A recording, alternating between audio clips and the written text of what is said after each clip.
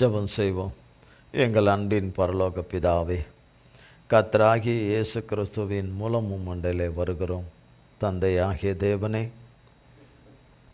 இந்த நாளிலே எங்களோடு கூட தந்தையாகிய பரிசுத்த ஆவியானவராகிய தகப்பன்தாமே எங்களோடு கூட பேசி வழி நடத்தும்படி இந்த ஆராதனை வேளையிலே தகப்பனே, சத்தியத்தின் வார்த்தைகளே, சத்தியத்தின் பரிசுத்த ஆவியானவர் தாமே எங்களுக்கு போதித்து வழி நடத்தும்படியாய் கிறிஸ்து இயேசுவின் நாமத்தினாலே தந்தையாகிய ஆவியானவரே, தகப்பனே, உம்மை பாதம் பணிந்து அழைக்கிறோம். வாங்க ஆவியானவரே, வாங்க வாங்க என்று கிறிஸ்து இயேசுவின் நாமத்தினாலே பாதம் பணிந்து அழைக்கிறோம். தந்தையே, வேலையை பொறுப்படுத்திக் கொள்ளுங்க, அடியானை பொறுப்படுத்திக் கொள்ளுங்க. ஆண்டவரே, அல்லேலூயா. மண்ணோட்டுக்குள்ளே ஆண்டவரே மாம்சமும் ஆண்டவரே வேதத்தின் நீர் கொடாதவைகளும் புறம்பானவைகளும் ஒன்றும் ஒரு காலமும் எனக்குள்ளே காணக்கூடாதபடி தகப்பனாகிய இயேசு கிறிஸ்துவின் நாமத்தின் அக்கினினாலும் இரத்தத்தின் அக்கினினாலும் என்னிலே வேரோடு வேரோடு வேரோடு வேரோடு சுட்டரிக்கப்பட்டு போவதாக. உம்முடைய நாமமும் இரத்தமும் மன்னிப்பும் உம்முடைய கிருபையும் இரக்கமும் உம்முடைய வல்லமையும் ஆண்டவரே உம்முடைய சாரமும் சத்துவமும் உம்முடைய கிருபா வரங்களும் உம்முடைய ஆண்டவரே அல்லேலூயா உம்முடைய சாரமும் சத்துவமும் பலனும் தெய்வீக பிரசன்னமும் உம்முடைய வெளிச்சமும் உம்முடைய அன்பும் ஆண்டவரே உம்முடைய வல்லமையும் எளியவனையும் ஆண்டவரே ஆராதனையிலே பங்கு பெறுகிறவர்கள் லைவிலே பங்கு பெறுகிற யாவரையும் ஆட்கொள்வதாக, ஆளுகை செய்வதாக. உம்முடைய பரிசுத்த நாமம் மட்டுமே ஒவ்வொருவரிலும் மகிமைப்படுவதாக. இயேசு கிறிஸ்துவின் மூலம் ஜெபிக்கிறோம் பிதாவே. ஆமேன், ஆமேன், ஆமேன். கர்த்தருடைய நாமத்திற்கு ஸ்தோத்திரம். நான் அவர்கள் சிறையிருப்பை திருப்புவேன் என்று சொன்னவர். சிறையிருப்பு என்று வரும்போது அநேக சிறையிருப்புகள் இருக்குது. சிறையிருப்பு என்பது வெறும் பணத்தை மட்டும் குறிக்கிறதல்ல, பண கஷ்டத்தை குறிக்கிறது சிறையிருப்பு இல்லை. அது மட்டும் இல்லை, அது இல்லாமல் அநேகம் சிறையிருப்புகள் இருக்குது. அவரவர்களுடைய சுய விருப்பத்தில் இருக்குது சிறையிருப்புகள், சுய ஆசைகளில் இருக்குது. இப்படி பல விதத்தில் சிறையிருப்பு என்பது கர்த்தருடைய பிள்ளைகளிலே இருக்குது. அந்த சிறையிருப்பை திருப்பக்கூடியவர், அந்த சிறையிருப்பிலிருந்து வெளியே கொண்டு வரக்கூடியவர் கர்த்தர் ஒருவர் மட்டுமே என்பது தேவனுடைய பிள்ளைகளுக்கு தெரிந்திருந்தாலும் இந்த சிறையிருப்பை திருப்புகிறவரோடு கூட நாம் இருந்தால்தான் திருப்புவார். நான் அவர் பிள்ளைன்னு சொல்லிக்கிறதுனால திருப்பிடுவார்லாம் அர்த்தம் இல்லை. அவர் பார்க்கிறபடி அவர் நடத்துகிற அவரவரை நடத்துகிற வழியில் அவரோடு கூட இருந்து அவரை நம்பி அவரை சார்ந்து அவரை பற்றி கொண்டு அவரையே நோக்கி பார்த்து கொண்டே வந்தால் ஒரு நேரமும் வேலையும் வரும். அவரவருக்கு வைத்திருக்கிற நேரமும் வேலையும் வரும். அந்த சிறையிருப்பு மாறும். இதுக்கு எதிரடியாக சாத்தான் காலையிலிருந்து ராத்திரி வரைக்கும் இதுக்கு எதிரடியான கருத்துக்களை எண்ணங்களை சாத்தான் கொண்டு வந்துக்கிட்டே இருப்பான். அது யார் மூலயமா? மனைவி மூலமாக, கணவன் மூலமாக, மகன் மூலியமாக அல்லது என்ன உறவுகளோ அந்த உறவுகள் மூலமாக, அறிமுகமானவர்கள் மூலமாக, விசுவாசிகள் என்று சொல்லிக்கொள்கிறவர்கள் மூலமாக, அயலத்தார் சுற்றத்தார் மூலியமாக, விசாரிக்க வருகிறவர்கள் மூலமாக, நலம் விரும்பிகள் அப்படின்னா நம்ம உயிரை எடுக்கிறவர்கள், நம் தேவன் மேலே வச்சிருக்கிற நம்பிக்கையை வேரோடு எடுக்கிறவர்கள், அவர்கள்லாம் நல விரும்பிகள். சிலர் அவர்களுக்கு சிறையிருப்பாக இருப்பாங்க, அவங்களுக்கு சிறையிருப்பாக இருப்பாங்க. சிலர் கேட்பார் பேச்சை கேட்டு, பொய்யனாகிய சாத்தான் சொல்கிற பேச்சை கேட்டு அது மெய்யென்று நம்பி அந்த சிறையிருப்பில் இருப்பாங்க. விசுவாசிக்க கூடியவரை விசுவாசிக்காதபடி விசுவாசிக்க கூடாததை விசுவாசித்துட்டு இருப்பாங்க. நம்பக்கூடியவரை நம்புறதுக்கு பதிலாக நம்பக்கூடாததின் மேலே நம்பிக்கை வச்சுக்கிட்டு இருப்பாங்க. அவங்க மேலேயே நம்பிக்கை வச்சிட்ருப்பாங்க, அவங்க திறமை மேலே நம்பிக்கை வச்சிட்ருப்பாங்க, அவங்க வருமானத்தின் மேலே நம்பிக்கை வச்சிட்ருப்பாங்க, அவங்க சேல்ரி மேலே சம்பளத்தின் மேலே நம்பிக்கையை வச்சுக்கிட்டு இருப்பாங்க, அவங்க பதவி மேலே நம்பிக்கை வச்சுக்கிட்டு இருப்பாங்க, அவங்க அதிகாரத்தின் மேலே நம்பிக்கை வச்சுக்கிட்டு இருப்பாங்க, அவங்க பூர்வீக சொத்துக்கள் மேலே நம்பிக்கை வச்சுக்கிட்டு இருப்பாங்க, அவங்களுடைய பெரியவர்கள் என்று சொல்லுகிற, அவர்களில் இருக்கிற பெரியவர்கள் என்று சொல்லுகிறவர் மேலே நம்பிக்கையை வச்சுக்கிட்டு இருப்பாங்க. இப்படி விதத்துக்கு விதம் இருப்பாங்க. ஆனால் கர்த்தரையே தன் நம்பிக்கையாக கொண்டிருக்கிற மனுஷனுக்கு மட்டும்தான் தேவன் சிறையிருப்பை திருப்புகிறவராய் இருக்கிறார். ஒரு நேரம் அவரை விசுவாசிக்கிறேன், அடுத்த நேரம் அவரை விசுவாசிக்காமல் போகிறேன், ஒரு நேரம் விசுவாசிக்கிறேன், இப்படியே நான் காலமாக நான் இருப்பேன் என்றால் சிறையிருப்பிலிருந்து வெளியே வருவது கஷ்டம். சிறையிருப்பிலிருந்து வெளியே வருவது கஷ்டம். கர்த்தரை நம்பி அவருக்குள்ளே வந்த மனிதர்களை கர்த்தர் தம்முடைய சிறையிருப்பில், அவர்களுடைய சிறையிருப்பிலிருந்து அவர்களை மீட்டெடுக்கிற தேவனாய் இருக்கிறார். மீட்டெடுக்கிற தேவனாய் இருக்கிறார். எந்த மனிதனுடைய வார்த்தைகளும், எந்த மனுஷர், இது யாராக இருந்தாலும், எந்த மனிதன் என்று வருகிற எந்த மனிதனுடைய வார்த்தைகளும் தேவனை விட்டு பிரிக்காது இருப்போமானால், பிரிக்க ஒட்டாமல் இருப்போமானால், தேவனை விட்டு பிரிக்கிற எந்த காரியத்துக்கும் இடங்கூடாதபடி தேவனை நோக்கி கூப்பிட்டு கொண்டே இருப்போமானால், நம்பி கூப்பிட்டு கொண்டே இருப்போமானால் கர்த்தர் சிறையிருப்பை திருப்புவார். கர்த்தர் சிறையிருப்பை திருப்புவார். யோபின் புஸ்தகம் 42ஆம் அதிகாரம் அதில் 16ஆம் வசனத்தில் இதற்கு பின்பு யோபு, இதற்கு பின்பு என்று தான் சொல்லி ஒவ்வொரு வசனங்களாக கடந்த வாரம் கர்த்தர் கிருபையில் பார்த்துக்கிட்டு வந்தோம். இதற்கு பின்புனா யோபு வாழ்க்கையில் நடந்த காரியம் திரும்ப திரும்ப அதை நம்ம சொல்லி கொண்டா இருந்தாலும் அது அன்றைய நாளிலே கர்த்தர் கொடுக்குற ஒரு புது ஜீவனுள்ள புதிய வார்த்தைகள், கிருபை உள்ள புதிய வார்த்தைகள். அது மனுஷரிடத்தில் தங்கி அதுக்குள்ளே கிரியை செய்தால் நலமாக இருக்கும். அநேகர் இடத்துல தேவ வார்த்தையை யாரும் உள்வாங்கி கொள்வது இல்லை. கேட்குறது போல் உட்காந்துருப்பாங்க, நல்லா கவனமாக கேட்குற மாதிரி இருப்பாங்க, உற்சாகமாக கேட்குற மாதிரி இருப்பாங்க, விழிப்புடைமையாக கேட்குற மாதிரி இருப்பாங்க, இன்னும் இப்படியும் இப்படியும் இருப்பாங்க. ஆனால் எப்படி கேட்குறாங்களோ அப்படியும் எப்படியோ எப்படி கேட்குறாங்கன்னு அவருக்கு நல்லா தெரியும். வார்த்தையை கொடுக்குற தேவனுக்கு, வார்த்தையாகிய தேவனுக்கு, தகப்பனுக்கு மிக நன்றாக தெரியும். அவருக்கு நன்றி. அவர்கிட்ட எந்த நடிப்பும் எடுபடாது, எந்த நாடகமும் எடுபடாது, எந்த பக்தி வேஷமும் எடுபடாது. எல்லாவற்றையும் காண்கிற தேவனாயிருக்கிறார். யோபு தேவன் பேரிலே மிகவும் பக்தி வைராக்கியம் உள்ளவராகவும் கர்த்தருக்கு பயந்து எல்லா பொல்லாப்புக்கும் விலகிற ஒரு மனிதனாக உலகத்திலேயே மிக கர்த்தராலே கர்த்தருடைய இருதயத்தில் இடம் பிடித்த ஒரு மனிதன் அவர். பூமியிலே யோபை போல ஒருவன் இல்லைன்னு கர்த்தர் சொல்லிட்டார். அப்போது அந்த காலத்தில் எத்தனை கோடி ஜனம் இருந்ததோ அத்தனை கோடி ஜனத்தில் அவர் ஒருத்தர் தான், வேறு யாருமே இல்லை. அப்படின்னா மற்றவங்க வாழ்க்கை எப்படி இருக்கும்? நாங்கள் தேவனுடைய பிள்ளைங்கன்னு அந்த காலத்தில் சொல்லி கொண்டவங்க இருந்திருப்பாங்க, ஆனால் தேவனுக்கு பிரியமான வழியில் இல்லாத இருப்பாங்க. ஆனால் யோபு கர்த்தருக்கு பிரியமான வழியில் நடந்து கொண்டு கர்த்தருக்கு எது பிடிக்காதோ அதையெல்லாம் செய்யாதபடி கர்த்தருக்கு எது பிடிக்குமோ அதில் நடந்துக்கிட்டு வாழ்ந்து கொண்டிருந்த காலத்தில் செல்வ செழிப்பாக கிழக்கு தேசத்தில் வாழ்ந்து கொண்டிருந்த மனிதனுடைய வாழ்க்கையில் ஒரு மிகப்பெரிய சூறாவளி வருகிறது. சாத்தான் நொறுக்குகிறான். தேவன் அனுமதிக்கிறதுனால, தேவன் வேலியை போட்டிருக்கிறதுனால, வேலியை தேவன் எடுக்கும்படி இதெல்லாம் நடக்க போகுதுன்னு யோபுக்கு தெரியாது. வேலியை எடுக்கப்பட போது தேவன் அனுமதிக்கிறார் என்று ரெண்டுமே தெரியாது. ஏன் யோபு என்னை எந்த சூழ்நிலையிலும் யோபு எந்த சூழ்நிலையிலும் என்னை மறுதலிக்க மாட்டான் என்பதில் தேவன் திட்டமாக இருந்தார். இன்றைக்கு நம்மை பார்த்து நாம் மறுதலிக்க மாட்டோமா என்று பார்த்தால் நம்ம மேக்சிமம் எல்லாரும் மறுதலிச்சிருவோம். ஆனால் யோபு தேவனை மறுதலிக்காதவர். ஒருத்தர் ஒன்று பேசிட்டாலே தேவனை மறுதலிக்கிற கூட்டம் நம்முடைய கூட்டம். ஒன்று இன்னும் சற்று தாமதமாகனாலும் தேவனை மனம் கசந்து கொண்டு மறுதலிக்கிற கூட்டம். ஆனால் யோபை போல நாம் ஒருவரும் கிடையாது.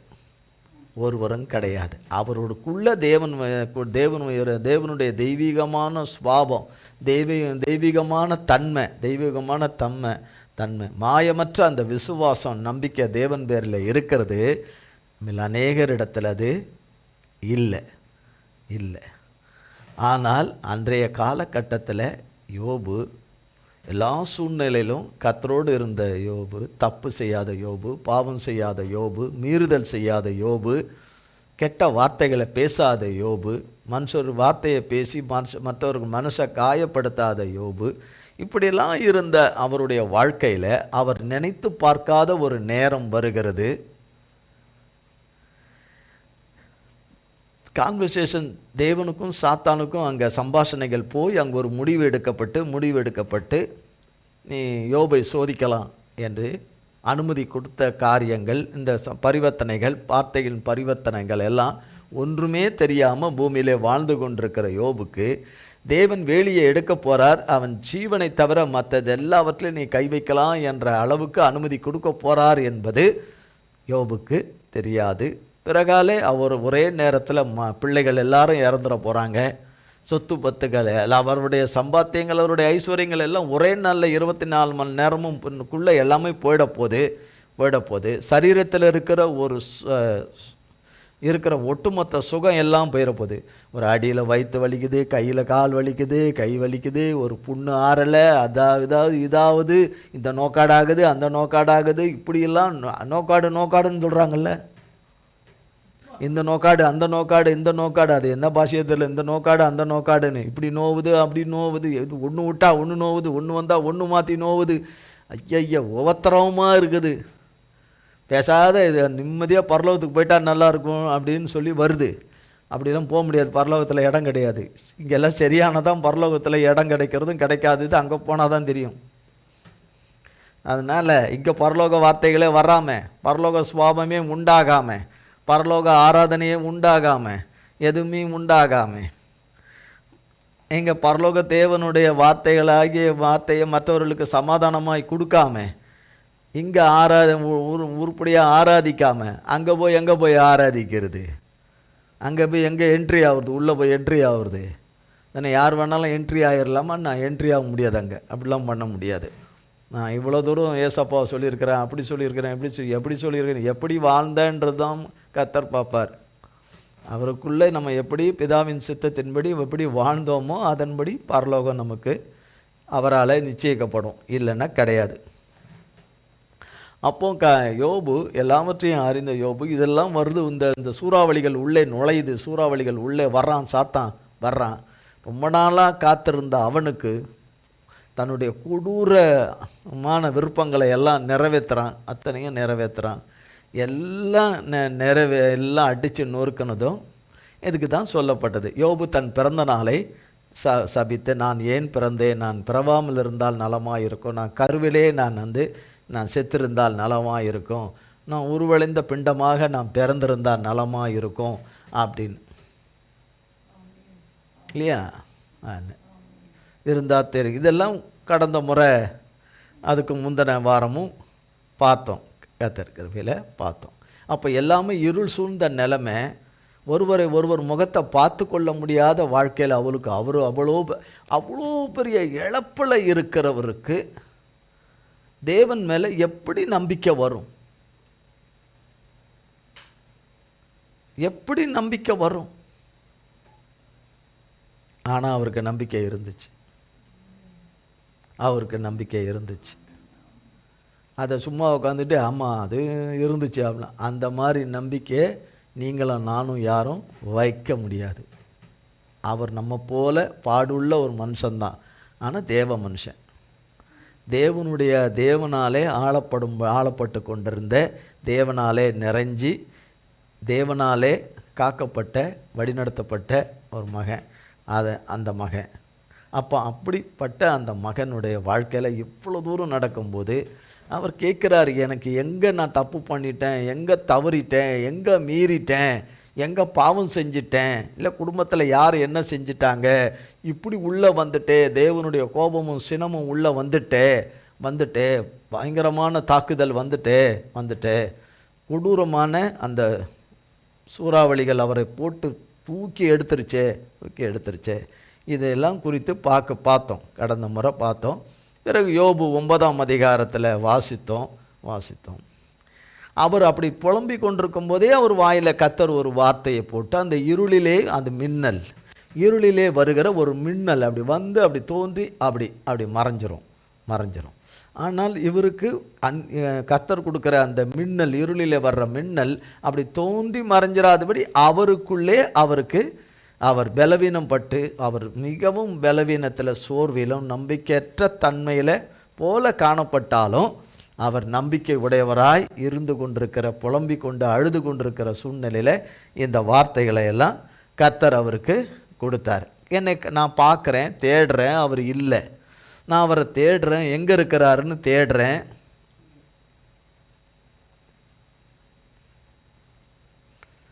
அவர் மப்பும் மந்தாரத்துலேயும் வெடிப்பாக இருந்தார். அவ்வளோ பெரிய சோகம், கொஞ்ச நெஞ்ச சோகம் இல்லை, கொஞ்ச நெஞ்ச கண்ணீர் கிடையாது. சும்மா நம்ம நினச்சிக்கிட்டு அப்படி இல்லை. ஒரு ஒரு வார்த்தை, தேவனுடைய வார்த்தை வரும்போது அதை ஆவென்று வாங்கி உட்கொள்கிறவர்களாக இருக்கணும். சரீர முயற்சியெல்லாம் ட்ரை பண்ணிங்கன்னா நடக்காது. சரீர முயற்சியை ட்ரை பண்ணிக்கிட்டு நீங்கள் தண்ணியை ஊதின்னு உட்காந்தாலும், தண்ணியை கழுவின்னு உட்காந்தாலும், எதை ஊதி உட்காந்து நின்றாலும் அதெல்லாம் வரவே வராது. உன்னால மனுஷனில் வெளிப்புடமையாக இருந்தால் தான் அவர் வார்த்தைகளை ஆவென்று வாங்கி உட்கொள்கிற மனது இருந்தால் வாங்கி உட்கொள்ளலாம். இதில் எந்த ஃபுட் பாய்சனும் கிடையாது. அவர் வார்த்தையில், அவர் வார்த்தை என்கிற ஆகாரத்தில், போஜனத்தில் எந்த ஃபுட் பாய்சனும் கிடையாது. எதுவும் ஆகாது. சாப்பிட்டா நல்லது. சரி, சாப்பிட்றோம் ஏதோ ஒன்று, அப்படி இல்லை. ஒரு இடத்துக்கு போய் சாப்பிட போகிறோன்னா அது விருப்பத்தோடு போய் அதை சாப்பிட்டா தான் அந்த சாப்பாடே உள்ளே போகும், அது தங்கும், அது ஒரு சத்துவமாக மாறும். அப்போ இவ்வளோ இழப்பில் யோபு அந்த சூழ்நிலையில் அவர் ஒரு நம்பிக்கை வைத்திருக்கும் போது அவருக்குள்ள அநேக கேள்விகள். எதனால் இப்படி நடந்தது? எதனால் என் வாழ்க்கையில் இப்படி நடந்தது? எதனால் ஒரே நாளில் 24 மணி நேரத்தில் எல்லாமே பிடுங்கப்பட்டு போயிடுச்சு அப்படின்னும் போது அவருடைய நிலைமை தலைகீழாக மாறிப்போச்சு. அவருக்கு இருந்த கனம், அவருக்கு இருந்த மரியாதை எல்லாமே காற்றுல பறந்துட்டு, நினச்சி பார்க்க முடியாதது சம்பவிச்சிருச்சு. ஆனால் அவர் ஸ்தம்பித்தன்னா டிராஃபிக் ஜாம் மாதிரி அப்படியே இங்கேயும் அங்கேயும் வண்டிங்க மூவ் ஆகாமல் அப்படியே நிற்குது. மழை மணி நேரமாக அங்கேயே நிற்குது, சிக்னலில் அப்படியே நிற்குது, சிக்னல் உழவே மாட்டேங்குது, ரெட்லேயே நிற்குது அப்படின்னு இல்லை. அவர் ஸ்தம்பித்த மாதிரி இருந்தாலும் அவர் ஸ்தம்பித்து போகலை. அவர் கசப்பில் நிறைந்திருந்தாலும், சொல்ல முடியாத வேதனையில், தவிப்பில், அங்கலாய்ப்பில் அவர் இருந்தாலும், அவர் கேட்குறது, என் தகப்பனை பார்த்தா கேட்பனே, நான் என்னப்பா தப்பு பண்ணிட்டேன், எதாக இருந்தாலும் அதை நான் சரி செஞ்சுக்க, எனக்கு உதவி செய்யுங்க, நான் சரி செஞ்சுக்கிறேன், என்னை எனக்கு மன்னிச்சிருங்க, என்கிட்ட பேசுங்க, நீங்கள் எங்கே இருக்கிறீங்க, நான் தேடுறேனே, எங்கே இருக்கீங்க, இவ்வளோ காலம் நீங்கள் என்னோட பேசிகிட்டு இருந்தீங்களே, கொண்டீங்களே, இப்போ பேசலையே, கொள்ளலையே, உங்களை பார்க்க முடியலையே, கொல்ல முடியலையேங்கிறது எவ்வளோ நாளாக அழுதுருப்பார். ஏன் பைத்தியக்காரா? அதான் கர்த்தர் தான் கோபம் கொண்டு எல்லாம் பண்ணி அடித்து குடிச்சு துவச்சி எல்லாத்தையும் போட்டு சுட்டு எரிச்சிட்டாரே. எவ்வளோ கோபம் இருந்தால் அவன் 10 பிள்ளையும் எடுத்துகிட்டு போயிருப்பார். எவ்வளோ கோபம் இருந்தால் அவன் ஆடு மாடு ஒட்டகத்தை எல்லாத்தையும் அள்ளிக்கிட்டு போக வச்சுருப்பார். அத்தனை திருடனுங்களும் கொலைகாரனையும் வர வச்சு எல்லாத்தையும் எடுத்துகிட்டு போக சொல்லியிருப்பார். இடி மின்னல் மேலே வந்து இறங்கி உன் வீடு அடித்து நொறுங்கி உன் பிள்ளைங்கள்லாம் ஒரே நேரத்தில் எல்லோரும் அந்த வீட்டில் செத்து போகணுன்னு எப்படி எல்லாம் கடவுள் அப்படி செய்திருப்பார். அப்போ நீ எவ்வளவு செய்திருப்ப, என்னெல்லாம் பண்ணியிருப்ப. இப்போ தெரியுது. யாருக்காவது இப்படி நடந்திருக்குமா? யாருக்காவது இப்படி சம்பவிச்சிருக்குமா? அப்போ நீ எவ்வளோ மோசக்காரனாக இருப்ப. இப்போ எத்தனை பேர் வாழ்க்கையை மோசம் பண்ணியிருப்ப, எத்தனை பேருடைய குடியை கெடுத்திருப்ப, என்னென்ன பண்ணியிருப்ப, ஏது பண்ணியிருப்ப. இன்றைக்கு பேசுகிறவர்கள் தான் அன்றைக்கு பேசினார்கள். இன்றைக்கு பேசுகிற மனு கூட்டம் தான் அன்றைக்கும் யோபு விரோதமாக பேசினது.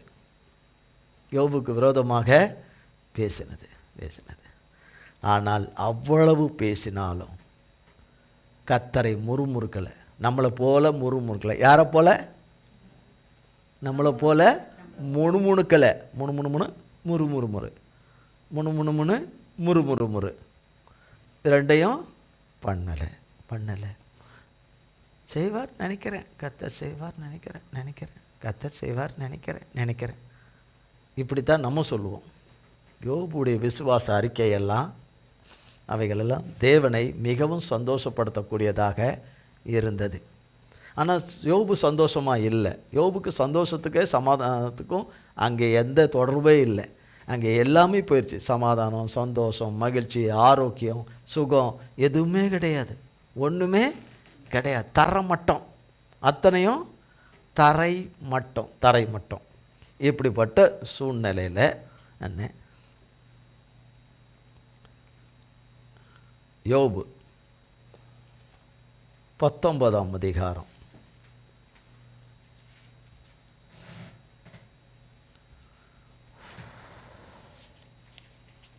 23 27.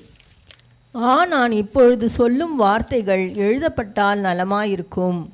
அவைகள் ஒரு புஸ்தகத்தில் வரையப்பட்டு அல்லது என்றைக்கும் நிலைக்க அவைகள் கருங்கல்லிலே உளிவெட்டாகவும் ஈய எழுத்தாகவும் பதிந்தால் நலமாயிருக்கும்.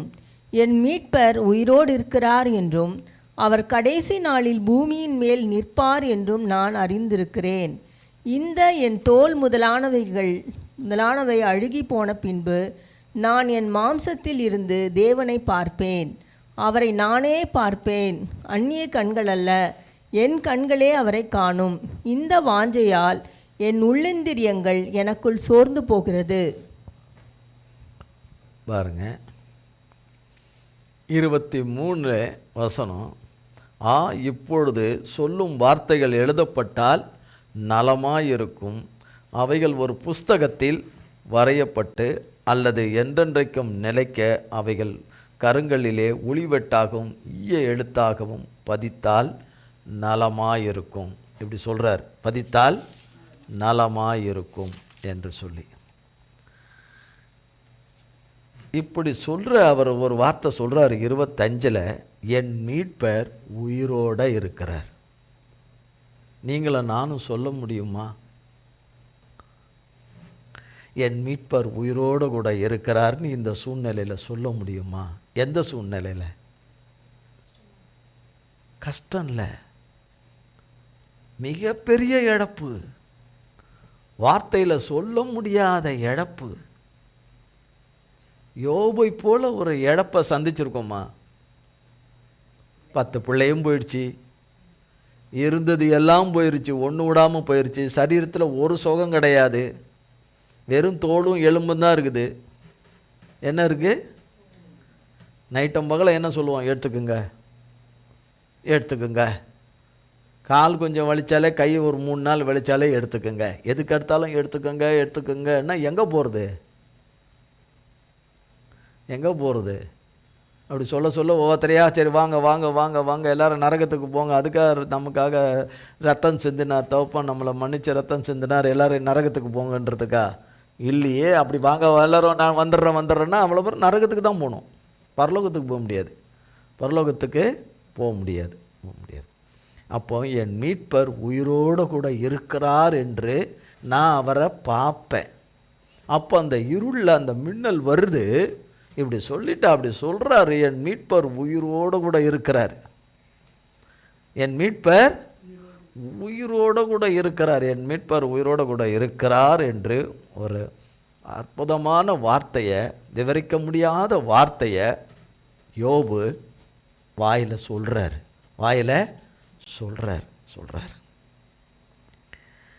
அவருடைய தோலெல்லாம் அழுகி போன நிலைமையில் இருக்குது, காஞ்சு போன நிலைமையில் இருக்குது. அவருடைய உடம்புல இருக்கிற அந்த எலும்பெல்லாம் எண்ணலாம், ஒரு எலும்பெல்லாம் எண்ணலாம். பல்லம் மூடுறதுக்கு லேசாக சதம் மட்டும் இருக்குது. எப்படி இருக்கும் அது? அவ்வளோ கொடுமையாக இருக்கும். நான் சொல்கிறார், என் மீட்பர் உயிரோடு கூட இருக்கிறார் என்று. யோபு உடைய துக்கம் எப்படிப்பட்டதா இருந்தது, யோபுடைய வேதனைகள் எப்படிப்பட்டதா இருந்தது. அவர் வலியை தாங்கி கொள்ளுதல், வலியை எப்படி தாங்கி கொள்ளுதல், சகித்தல், மௌனம் காத்தல், கத்தரை விட்டு விலகாமல் இருந்தல். என்ன வலியை தாங்கி கொள்ளுதல். இப்போ இந்த வாரம் வழியெல்லாம் என்னென்ன வழியெல்லாம் தாங்கியிருப்போம்?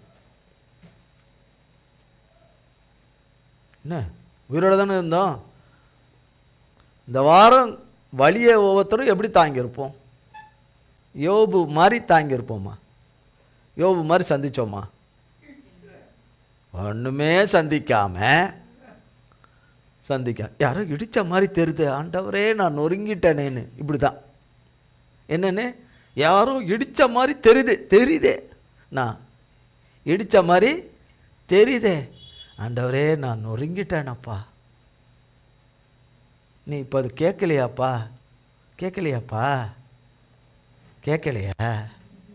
ஏன்னா ஏசப்பா பேச்சை கேட்காம இந்த வாரம் முழுசும் வேற பேச்சை கேட்டுட்டு இருந்தனால தான் வாரத்தில் கொஞ்ச நேரம் ஏசப்பா பேச்சை கேட்கறதுக்கு என்னவா இருக்குது, முடியல. என்ன இருக்கு சொல்லப்படுது, இடிக்கிற மாதிரி எவனும் வந்தது, இடிச்சிட்டான், மிதிக்கச்ச மாதிரி தெரியுது, மிதிச்சிட்டான் அப்படின்னு சொல்றது. அப்படின்னு சொல்லிட்டு சொல்ல வந்த வார்த்தையை சரியா கேட்காதனால திட்டான்.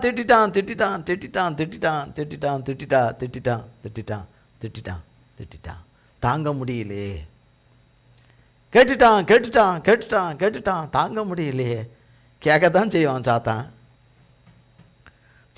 24 மணி நேரமும் தேவ பிள்ளைகளை நோண்டிக்கின்னு இருக்கணும்னு தான் அவனுடைய இதுவே. தேவனை நோக்கி கூப்பிட்டுக்கிட்டே இருக்கிற வேலை அவர் பிள்ளைங்க வேலை. அவன் அவர் பிள்ளைகளை நோண்டிக்கினே தான் இருப்பான். அப்பால போ சாத்தானேன்னு சொல்லிட்டு தேவனை நோக்கி முன்னேற வழியை தான் பார்க்கணும். விசுவாச வார்த்தைகளை சொல்கிறத தான் பார்க்கணும். கர்த்தருக்கு பிரியமுள்ள வார்த்தைகளை அதை சொல்வதை தான் பார்க்கணும். அதை விட்டுட்டு என்னை அவன் நொறுக்கிட்டான், அதை பண்ணிட்டான், இது பண்ணிட்டான், நடக்காததை நடந்ததாகவும். நொறுக்குனதுன்னா இதுதான் நொறுக்குதல். எது யோபு நொறுக்கணும் பாருங்க, அதான் நொறுக்குதல். அதுதான் வேதத்தில் நொறுக்குதல்கள் நிறைய இருக்குது. எல்லாருக்கும் மேலே தேவன் நமக்காக சிலுவையில் நொறுக்கப்பட்டதுனால தான், பாடுபட்டதுனால தான் நொறுக்கதிலிருந்து நமக்கு ஒரு விடுதலையை தேவன் சிலுவையில் உண்டு பண்ணி வச்சார். விடுதலையை அவர் நமக்காக நொறுக்கப்பட்டதுனால. இங்கு யோபு 6ஆம் அதிகாரம், யோபு 6ஆம் அதிகாரம்.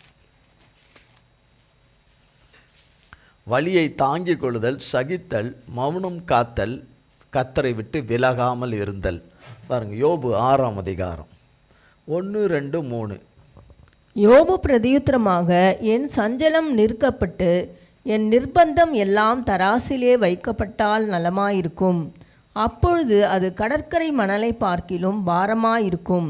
ஆகையால் என் துக்கம் சொல்லி முடியாது. பாருங்க, அவர் சொல்ற தராசில் வைக்கணுன்றார். தராசில் எடை போடணும். என் துக்கம் அவ்வளோ இருக்குன்னு, என் துக்கமும் என் வேதனையும் அவ்வளோ இருக்குது. என்னன்னு, ஆண்டவரே இன்னொரு வீடு கட்டணும்னு நினைக்கிறேன், எனக்கு எவ்வளோ துக்கமாக இருக்குது தெரியுங்களா? யோபுலாம் ஒன்றுமே இல்லை எனக்கு, நான் இன்னொரு வீடு கட்டணும் ஆண்டவரே, எனக்கு அவ்வளோ துக்கமாக இருக்குது, அவ்வளோ வேதனையாக இருக்குது ஆண்டவரே, நான் எவ்வளவு காலம் இதை சகிப்பேன்? இல்லது நான் எவ்வளோ காலம் சகிப்பேன் ஆண்டவரே, எவ்வளோ காலம் சகிப்பேன்ப்பா, தாங்க முடியலப்பா, இந்த நொறுக்கதலை தாங்க முடியல, இந்த வேதனையை தாங்க முடியல, இந்த தவிப்பை என்னால் தாங்க முடியலப்பா, பிரசவ வேதனைக்கு மேலே வேதனையாக இருக்குது ஏசப்பா, எப்போ எனக்கு நன்மை செய்வீர்ப்பா?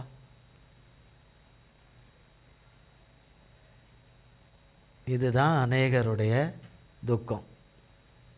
அவன் எப்படியோ கட்டின்னு போகிறானப்பா, அவன் எப்படியோ வைத்தினே போகிறானப்பா, கண்ணை நம்ம தலையை தூக்கின்னு தான் பார்க்க வேண்டியதாகுது, அப்படி போயினேன்னா இருக்கிறானப்பா, என்னென்னவோ கண்ணுக்கு தெரிஞ்சு அதை வாங்கிட்டான் இதை வாங்கிட்டான்னு சொல்கிறானுங்களப்பா. கேட்க எனக்கு வைத்தால போதே எனக்கு எப்போ தான் நீர் எனக்கு இரக்கம் பாராட்டுவீர்? யோபுக்கு செஞ்சிரு, எனக்கு செய்ய வேண்டாமான்னு. யோபுக்கு போட்ட மாதிரி போடட்டா உனக்கு அப்படின்னாருனா எப்படி இருக்கும்?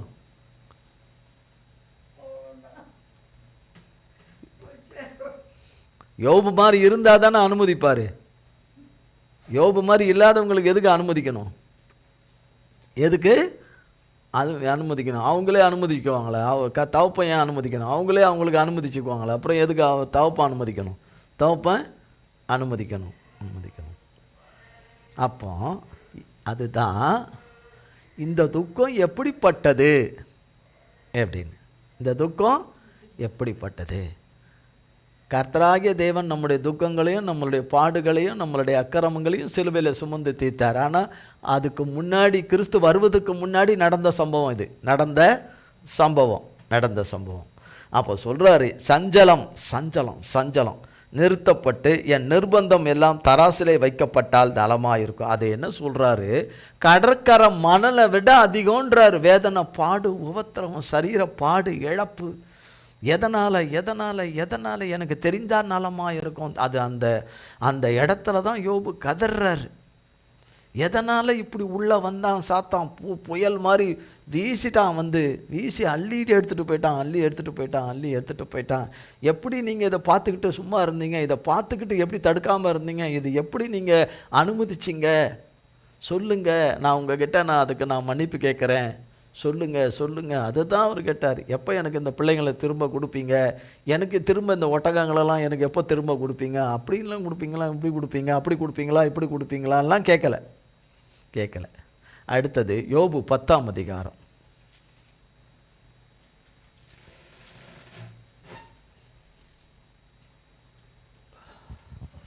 யோபு 10ஆம் அதிகாரம் 15-17.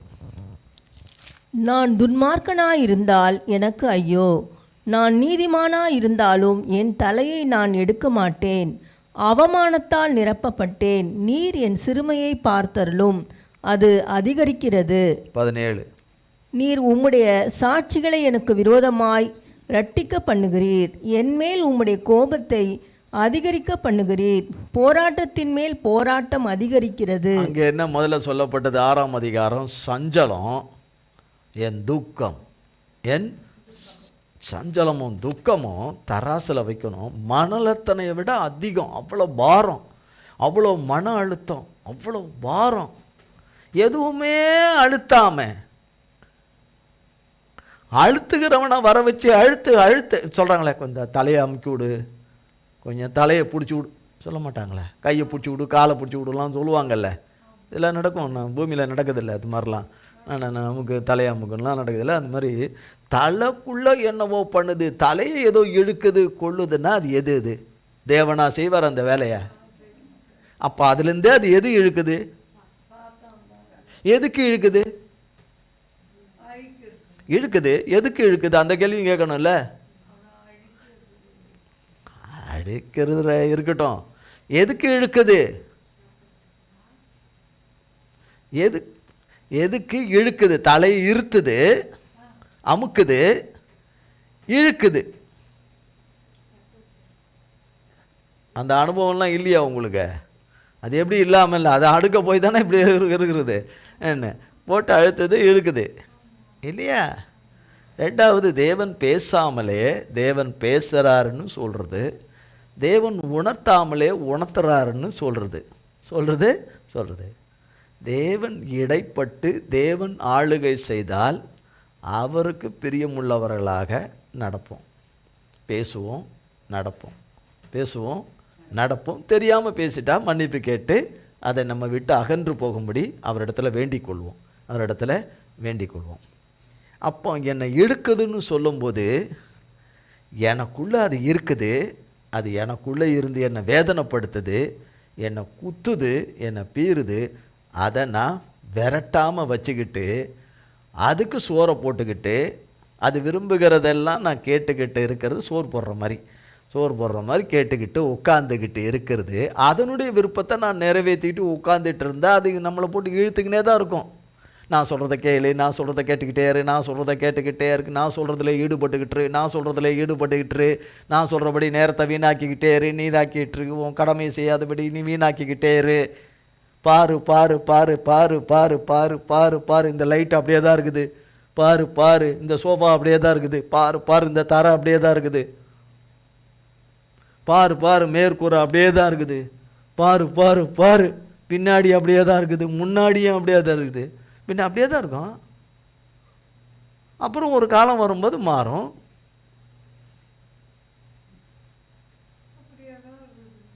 வீடெல்லாம் மாறி மனுஷன் மாறலான்னா என்ன பிரயோஜனம்? மனுஷர் கத்தற்கேற்றபடி மாறினா வீடு மாறும். மனுஷர் தானே முக்கியம். ஒரு வீடு இருக்குது, அந்த வீட்டில் இருக்கிறவங்களை விட அந்த வீட்டு எஜமா தான் முக்கியம், அந்த எஜமானியமாக தான் முக்கியம். அந்த வீட்டை இவங்களை காட்டிலும் வீடு பெரிய ஆள் இல்லை, இவங்க எல்லாரை காட்டிலும் கத்தர் பெரியவர். எல்லாவற்றுக்கும் மேலே கத்தர் பெரியவர். அப்போ என்னை இழுக்குது என்னை வேதம் படிக்க விடாதபடி செய்து, ஜபிக்க விடாதபடி செய்து, உபாசம் பண்ண விடாதபடி செய்து, இந்த வாயில் சோத்திரபடி சொல்கிறேன், இந்த வாயில் லூக்கா 10:10 சொல்கிறேன், அந்த வாயில் துப்புறேன். இதே வாயிலேயே நல்லதும் பேசுகிறேன், கெட்டதும் பேசுகிறேன். இதே வாயில் கத்தருக்கு ஏற்றதும் பேசுகிறேன், கத்தருக்கு பிடிக்காததும் பேசுகிறேன்.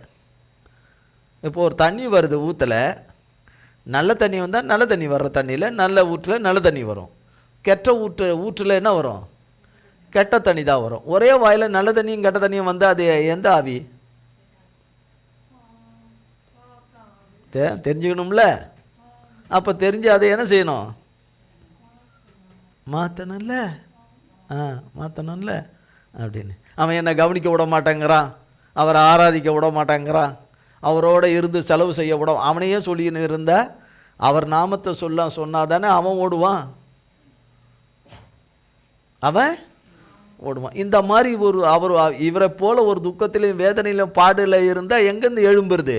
இதை கேட்ட மாத்திரத்தில் பொட்டுன்னு போயிடும். இந்த மாதிரி யாராவது கேட்டிருந்தாங்கன்னா பொட்டுன்னு என்ன செய்கிறோம்? போயிடும். என்ன போயிடும்? உசுறு போயிடும். என்ன போயிடும்? உசுறு போயிடும். அடுத்த உசுரை வாங்குறவங்களா இருக்கிறதுனால அவங்களுக்கு எதுவும்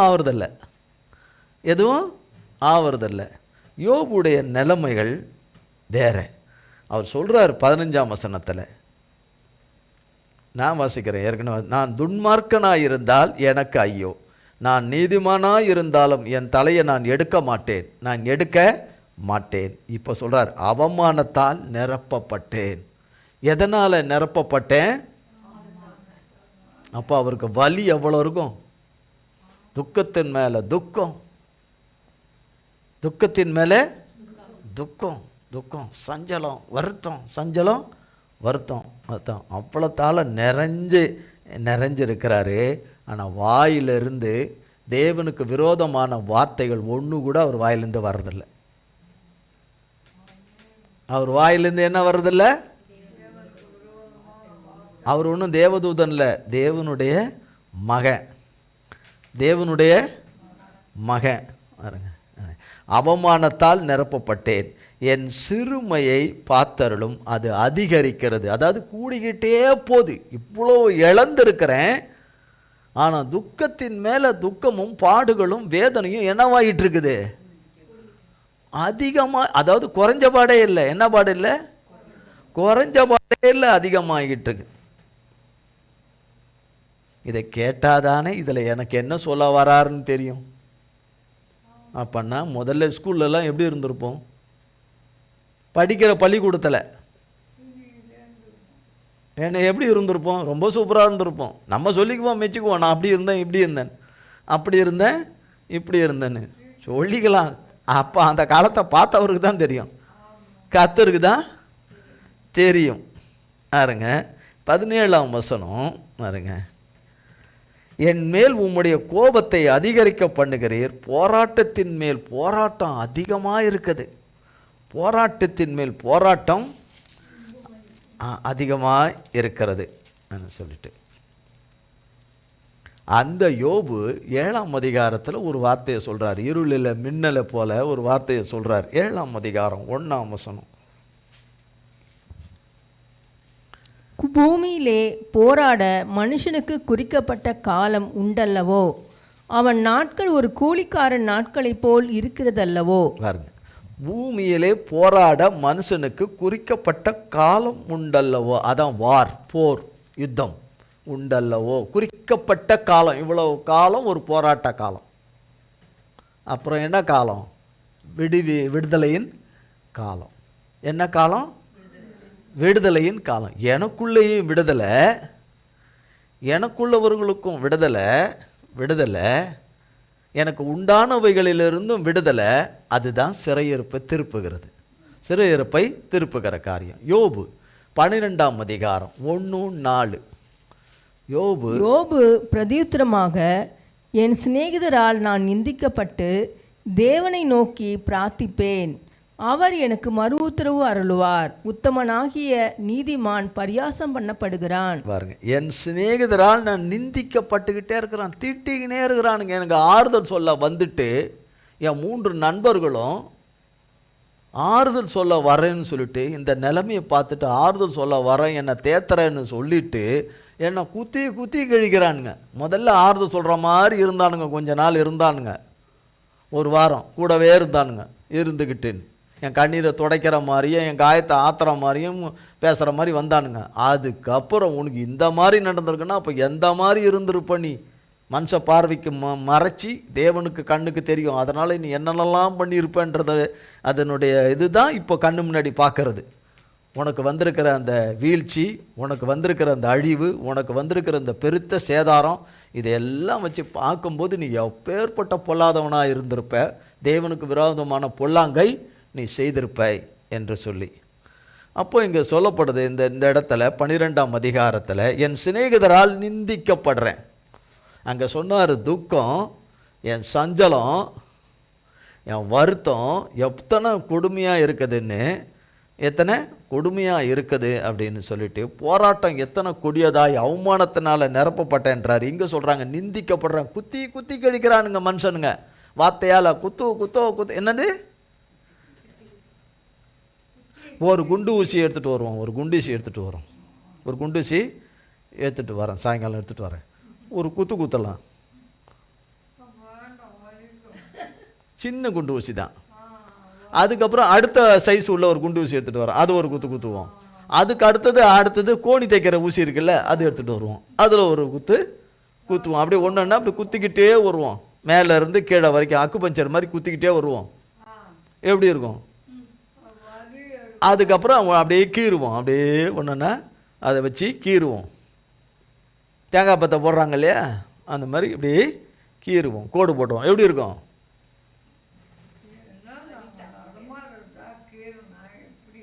எப்படி இருக்கும்? அதை விட மோசமானது மனுஷ வார்த்தைக்குள்ளேருந்து வர்ற சாத்தான் வார்த்தை. மனுஷன் உயிரோடு கூட தேவன் பேரிலே நம்பிக்கை வச்சு உயிரோடு, அந்த நம்பிக்கை தான் அவனை உயிரை வாழ வைக்குது. அந்த நம்பிக்கை அவன்கிட்ட இருக்கக்கூடாது. அவன் நம்புகிற தேவனோடு அவன் இருக்கக்கூடாது.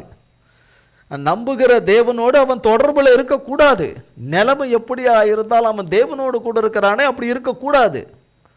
அப்படி இருக்க கூடாது. அது முதல்ல துண்டிக்கப்படணும், அதை வெட்டணும், அந்த கனெக்ஷனை வெட்டணும். அப்போ தான் பவர்லாம் ஆஃப் ஆயிரும், கரண்ட்டெல்லாம் ஆஃப் ஆயிரும். அப்போ வெளிப்பிரகாரமாக இருட்டில் இருந்தாலும் இவன் உள்ள தேவனுக்குள்ளே இவன் வெளிச்சத்தில் தான் இருக்கிறான். இவன் வெளிச்சமாகிய தேவனுடைய வார்த்தையை இவன் வச்சிருக்கிறதுனால, உள்ளத்தில், மனதில், மூளையில் வச்சிருக்கிறதுனால தான், சிந்தையில் வச்சிருக்கிறதுனால தான், நாவில் வச்சிருக்கிறதுனால தான் இவன் பேசுகிற அந்த வார்த்தையிலே வெளிச்சம் இருக்குது. அவன் இருளிலே இருந்தாலும் யோபு தேவனுடைய தோல்ல தான் இருக்கிறான். இருளில் இருக்கிறான் ஒரு மனிதன் தேவனோடு இருந்தானால் அவன் தேவனுடைய புயபலத்தில் இருக்கிறான். புயபலத்தினால தாங்கப்பட்டு சுமக்கப்பட்டு இருக்கிறான். அப்போ சொல்கிறான் உத்தமனாகி யோபு பரியாசம் பண்ணுறாங்க, கேலி கிண்டல். இவ்வளோ நடந்து பேசுகிறான் பாரு, எந்த மூஞ்சை வச்சுன்னு பேசுகிறான் அந்த யோபு. என்ன மாதிரி இவன் நடந்துக்கிட்டான், எப்படியெல்லாம் இருந்தான் கொண்டான். இப்போ பாரு, அப்போ கூட பாரு அவன் எப்படி இருக்கிறான் பாரு அப்படின்னு இன்னும் அநேக வார்த்தைகள் போய்கொண்டே இருக்கும். யோபு 19ஆம் அதிகாரம் யோபு 19ஆம் அதிகாரம் 1, 2, 3. யோபு பிரதியுத்தரமாக, நீங்கள் எந்த மட்டும் என் ஆத்துமாவை வருத்தப்படுத்தி வார்த்தைகளினால் என்னை நொறுக்குவீர்கள். இப்போது 10 தரம் என்னை நிந்தித்தீர்கள். நீங்கள் எனக்கு கடின முகம் காண்பிக்கிறதினால் உங்களுக்கு வெட்கமில்லை. பாருங்க, அவன் ஃப்ரெண்ட்ஸு பேசுகிறாங்க. ஃப்ரெண்ட்ஸு பேசுகிறது ஒருபுறம், அவன் வாழ்ந்த மக்கள், அந்த ஊர் மக்கள், அந்த நகரத்தின் மக்கள், அந்த பட்டணத்தின் மக்கள், அந்த தேசத்தின் மக்கள் எப்படியெல்லாம் அவதூறு பேசிக்கிட்டு இருப்பாங்க, அவதூறு பேசிகிட்டு இருப்பாங்க. சொல்கிறார், எந்த மட்டும் என் ஆத்துமாவை வருத்தப்படி வார்த்தையினால் நொறுக்குன்னு நொறுக்குறீங்க. இப்போ கொஞ்சம் நேரத்துக்கு முன்னாடி சொன்னார், ஒரு அரை மணி நேரத்துக்கு முன்னாடி, யார் இடித்த மாதிரி தெரியுது, ஏய் யார் இடிச்சிட்டான். இதுதான் நம்மளை போன்றவங்க சொல்கிற வார்த்தை, இஷ்டான். யோபுக்கு என்னது சொல்கிறார், நொறுக்குதலின் மேலே நொறுக்குதல்.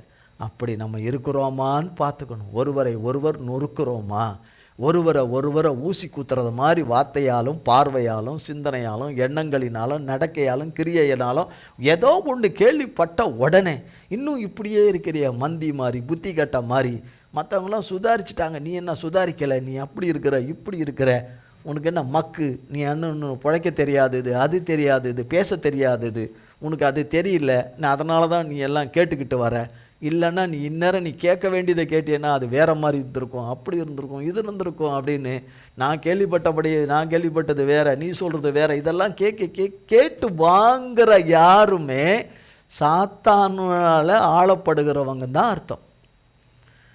அப்படியா, ஆஹா, நிறைய பேர் இந்த மாதிரி பாஷையில் பேசுவாங்க, கேள்விப்பட்றீங்களா? அது உங்களுக்கு தான் தெரியும். அப்படியா, ஆஹா, விஷயம் அப்படியோ, ஓஹோ, அதை நான் எப்படி தெரிஞ்சுக்கணும்னு நான் ட்ரை பண்ணுறேன், அதை நான் எப்படி எடுக்கணும்னு எனக்கு தெரியும், அது எப்படி வாங்கணும்னு எனக்கு தெரியும், அது எப்படி அந்த மேட்டரை எடுக்கணும்னு எனக்கு தெரியும் அப்படின்னா, கர்த்தர் என்ன பார்த்து தானே இருக்கிறார். அதை உன் மேட்ரை எடுக்கிறதுக்கு எவ்வளோ நேரம் ஆகும், உன் மேட்ரை எடுக்கிறதுக்கு எவ்வளோ நேரம் ஆகும். பொய்க்கு பிதாவாக இருக்கிறவன் பேசுகிறான், ஒவ்வொரு ரூபத்தில் பேசுகிறான், ஒவ்வொன்றில் அது எதில் பேசுனான். நான் சாத்தான்னு இனம் கண்டுக்கவே மாட்டியா?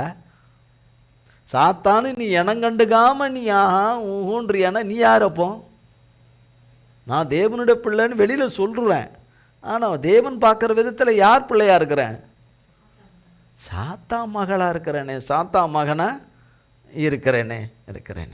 அப்போ இதில் சொல்கிறார் 19, நீங்கள் நொறுக்குன்னு நொறுக்கிறீங்களே அப்படின்னு, கடினமான முகத்தை காட்டுறீங்களே, முறைக்கிறீங்களே, என்னது முறைக்கிறீங்களே, மூஞ்சை காட்டுறீங்களே, மூஞ்சை வெட்டுறீங்களே, மூஞ்சை வெட்டிக்கிறீங்களே, மூஞ்சை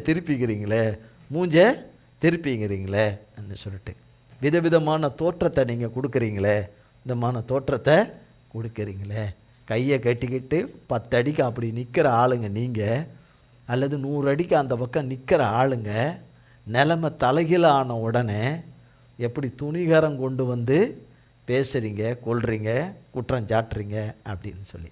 அதே அதிகாரம் 13ஆம் வசனத்திலேருந்து 20ஆம் வசனம், அதே அதிகாரம். அப்படி நான் காத்து கொண்டிருந்தாலும் பாதாளம் எனக்கு வீடாயிருக்கும், இருளில் என் படுக்கையை போடுவேன். 13ஆம் வசனமா 19ஆம் அதிகாரம். நீங்கள் என்ன, அதுதான் விழிப்புடைமையாக இருக்கணுன்றது. 19ஆம் அதிகாரம் 13லேருந்து 20. என் சகோதரரை என்னை விட்டு தூரப்படுத்தினார், எனக்கு அறிமுகமானவர்கள் எனக்கு அந்நியராய் போனார்கள், என் பந்து ஜனங்கள் விலகி போனார்கள், என் சிநேகிதர் என்னை மறந்து விட்டார்கள், என் வீட்டு ஜனங்களும் என் வேலைக்காரிகளும் என்னை அந்நியனாக எண்ணுகிறார்கள், அவர்கள் பார்வைக்கு நான் பரதேசியானேன். நான் என் வேலைக்காரனை கூப்பிடுகிற போது அவன் எனக்கு உத்தரவு கொடான், என் வாயினால் நான் அவனை கெஞ்ச வேண்டியதாயிற்று. என் சுவாசம் என் மனைவிக்கு வேறுபட்டிருக்கிறது, என் கர்ப்பத்தின் பிள்ளைகளுக்காக பரிதபிக்கிறேன், சிறு பிள்ளைகளும் என்னை அசட்டை பண்ணுகிறார்கள். நான் எழுந்தால் அவர்கள் எனக்கு விரோதமாய் பேசுகிறார்கள், என் பிராண சிநேகிதர் எல்லாரும் என்னை வெறுக்கிறார்கள், நான் சிநேகித்தவர்கள் எனக்கு விரோதிகளானார்கள். 20. என் எலும்புகள் என் தோலோடும் என் மாம்சத்தோடும் ஒட்டி கொண்டிருக்கிறது. என் பற்களை மூட கொஞ்சம் தோல் மாத்திரம் தப்பினது. பாருங்க, இப்போ நம்மளது என்ன ஒட்டினா இருக்குது, நல்லா உபின்னு இருக்குது. கை காலெல்லாம் எப்படி இருக்குது? உபி இருக்கு. நல்லா இன்னும் மாவு நல்லா புளிச்சிருச்சுன்னா நல்லா உபின்னு வந்துடும். அந்த பாத்திரத்துக்கு மேலே உபின்னு வந்துடும். அதுபோல் கை கால் இருக்குது. முகமெல்லாம் கை கால் முகம்லாம் எப்படி இருக்கு? உப்பிக்கிட்டு இருக்கு. எக்கச்சக்க சதை இருக்குது. எக்கச்சக்க சதை கை காலில் இருக்குது. இருக்குதுல்ல? இருக்குது. ஒட்டினா இருக்குது. அப்போனா ஒட்டின்னு இருக்குதுன்னா என்ன அர்த்தம்? எலும்பு மேலே என்னதான் இருக்குது? சதை என்பதே அறவே உச்சந்திலேருந்து கீழே வரைக்கும் கிடையாது. அது என்ன கிடையாது? யோபுக்கு தான் கிடையாது. அப்போ எப்படி இருக்கும்? ஓ, எல்லா சதையுமே எல்லாம் இருந்தாலே உக்காரும் போது எம்மா, எந்திரிக்கும் போது உட்காரும் போது எம்மா, எந்திரிக்கும் போது எப்பா. எந்திரிக்கும் போது எம்மா இல்லை, உட்காரும் போது எம்மா, எந்திரிக்கும் போது எப்பா. சிலர் கொஞ்சம் இன்னும் கொஞ்சம் கொஞ்சம் தன்னை காமிக்கிற சில விஷயத்தில் ஏசப்பா அப்படின்னு அப்பாப்பா அப்பாப்பா. சதை நிறைய எக்ஸஸாக இருந்தேன். ஒரு பெட் இல்லாத ஒரு கட்டில் தொப்புன்னு ஒரு பிள்ளை வந்து விழுந்ததுன்னா, அந்த கட்டில் மேலே அந்த இரும்பு கட்டலோ மரக்கட்டலில் போய் விழுந்ததுன்னா என்ன ஆகும்?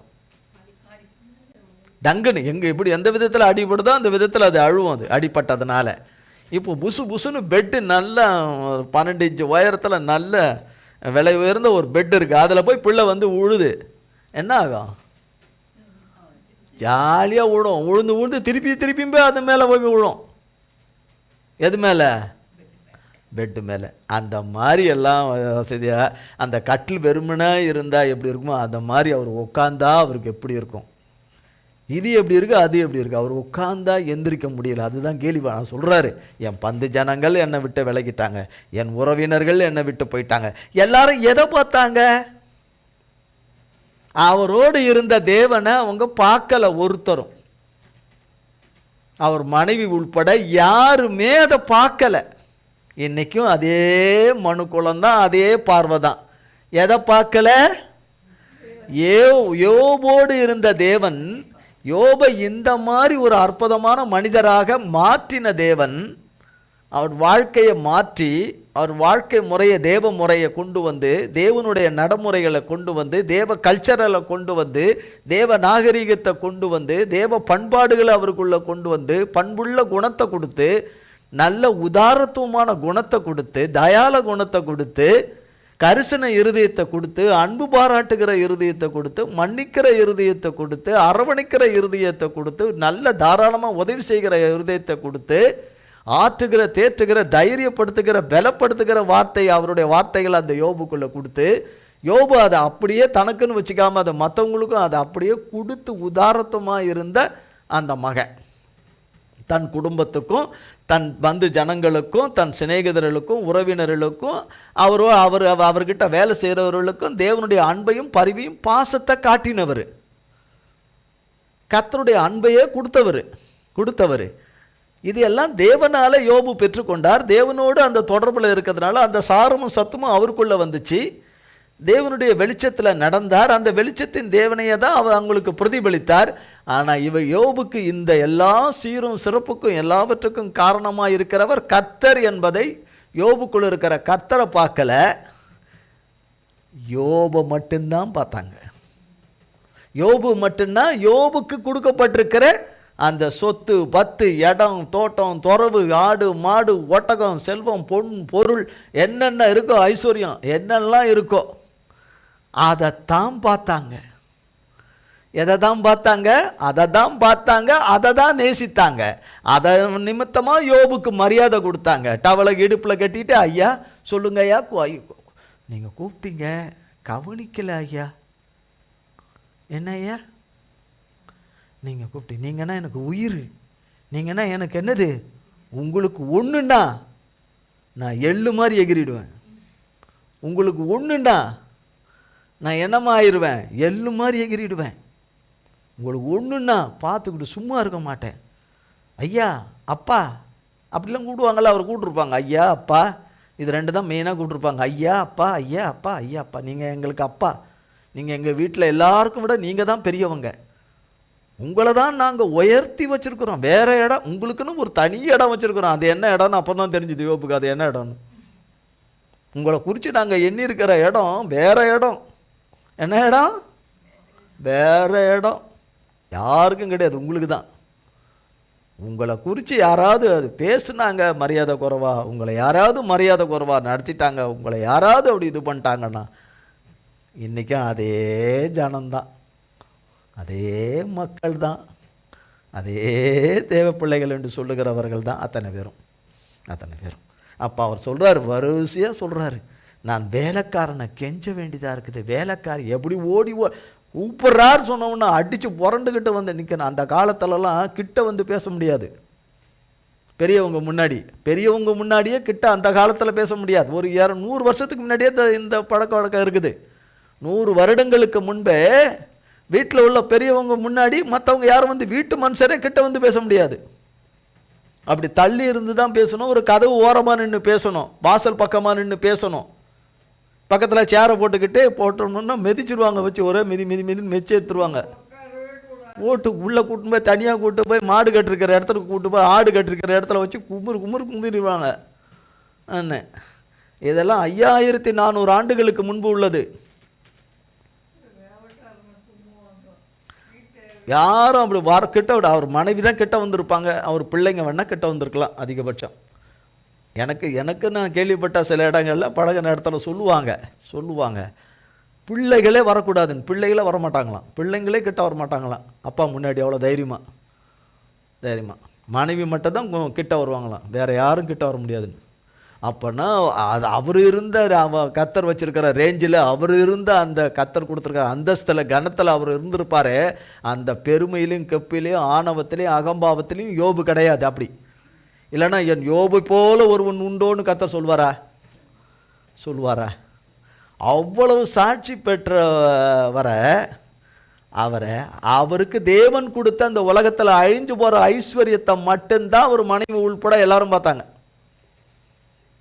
அதை பார்த்து அதை நிமித்தமாக மரியாதை, அதை நிமித்தமாக புகழ்ச்சி, அதை நிமித்தமாக பெருமையான வார்த்தைகள், அதெல்லாம் நாங்கள் இப்போ எல்லாமே இப்போ மறைஞ்சு போன மாதிரி அப்படி வச்சிருக்கிறாரு. அப்படி மறைஞ்சு போன மாதிரி காட்டிட்டார். அவ்வளோதான், இழந்து போனதா கண்ணு முடியாது வந்து நின்றுச்சு. அதை நிமித்தமாக அவ்வளோ பேரும் அவருக்கு விரோதமாக நிற்கிறாங்க, அவ்வளோ பேசுகிறாங்க. இப்போ யோபுக்கு ஒரிஜினலாக மனுஷன் எப்படிங்கிறத ரொம்ப தெளிவாக பார்க்குறாரு. கர்த்தரை தவிர மனுஷன் பொல்லாதவன், மனுஷி பொல்லாதவ என்பதை. அடுத்தது பாருங்க, யோபு நண்பர்கள் சொல்கிற வார்த்தை. யோபு 22ஆம் அதிகாரம்.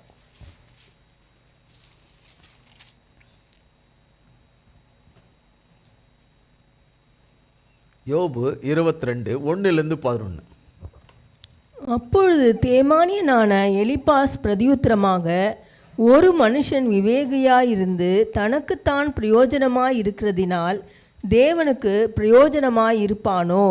நீர் நீதிமானாயிருப்பதினால் சர்வ வல்லவருக்கு நன்மையுண்டாகுமோ? நீர் உம்முடைய வழிகளை உத்தமமாக்குகிறது அவருக்கு ஆதாயமாயிருக்குமோ? அவர் உமக்கு பயந்து உம்மோடே வழக்காடி உம்மோடே நியாயத்துக்கு வருவாரோ?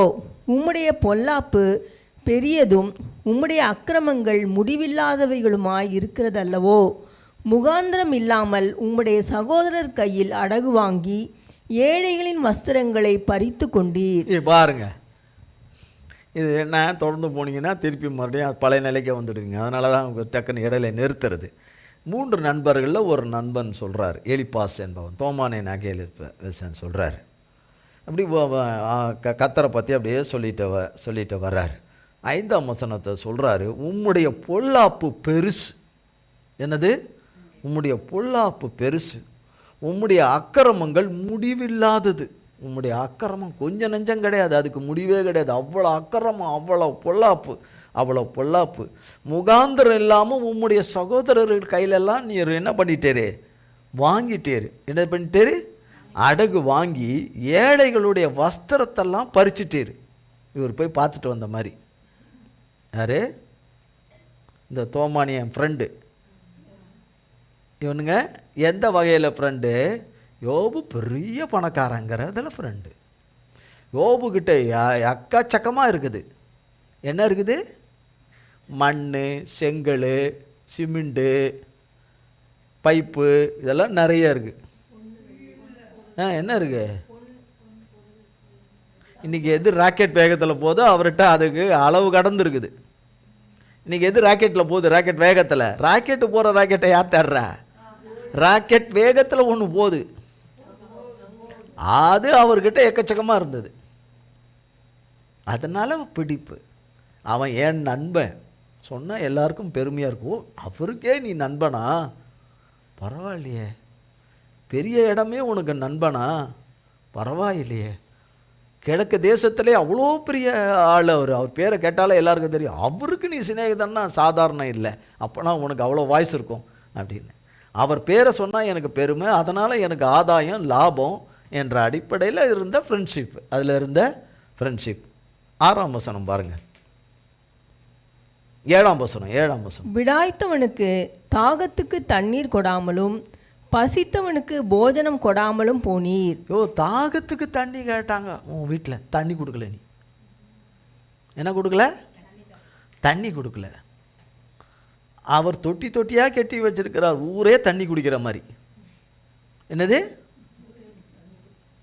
அவருக்கு கார்ப்பரேஷன் வாட்ரு, மற்றவங்களுக்கு எல்லாம் அவருக்கு கேன் வாட்ரு, மற்றவங்களுக்கெல்லாம் கிணத்து தண்ணியை கொடுக்கல. அவர் என்ன தண்ணி கொடுக்குறாரோ அந்த தண்ணியை தான் கொடுத்தாரு. யார்? கத்தர் பார்வையில் யோபு. ஆனால் சொல்கிறது என்னன்னு சொல்கிறாங்க? நீ தண்ணீரும் கொடுக்கல, பசின்னு வந்தவனுக்கு சோறு கூட நீ என்ன செய்யலை? கொடுக்கல. பலவானுக்கே தேசத்தில் இடம் உண்டாயிற்று, கனவான் அதில் குடியேறினான். விதவைகளை வெறுமையாய் அனுப்பிவிட்டீர். தாய் தகப்பன் இல்லாதவர்களின் புயங்கள் முறிக்கப்பட்டது. ஆகையால் கண்ணிகள் உம்மை சூழ்ந்திருக்கிறது. அசுப்பிலே உமக்கு வந்த பயங்கரம் உம்மை கலங்க பண்ணுகிறது. பாருங்க, விதவைகளை வெறுமையாக அமுச்சு விட்டுட்டீரு. அவங்க தாய் தோப்பம் இல்லாத பிள்ளைங்களை அடித்து துரைச்சி நொறுக்கி துருத்திட்டீரு. இப்படியெல்லாம் பழி போடுறாங்க. இப்படியெல்லாம் ஆறுதல் சொல்ல வரேன்னு வந்துட்டு ஆத்துறேன், தேத்துறேன், தைரியம் சொல்கிறேன், பலப்படுத்துகிறேன், பயப்படாதேன்னு சொல்ல வரேன்னு வந்துட்டு இதெல்லாம் சொல்கிறாங்க. இதெல்லாம் கேட்கறதுக்கு அவர் இருதயம் எப்படி இருக்கும்? அவர் இருதயம் எந்த விதத்தில் அது தாங்கினதாக இருந்தது? கத்தர் அந்த இருளில் கத்தர் அனுப்பின வார்த்தைகள்ன்ற மின்னல் அவரை பலப்படுத்திருந்து அதை தாங்கிறதுக்கு.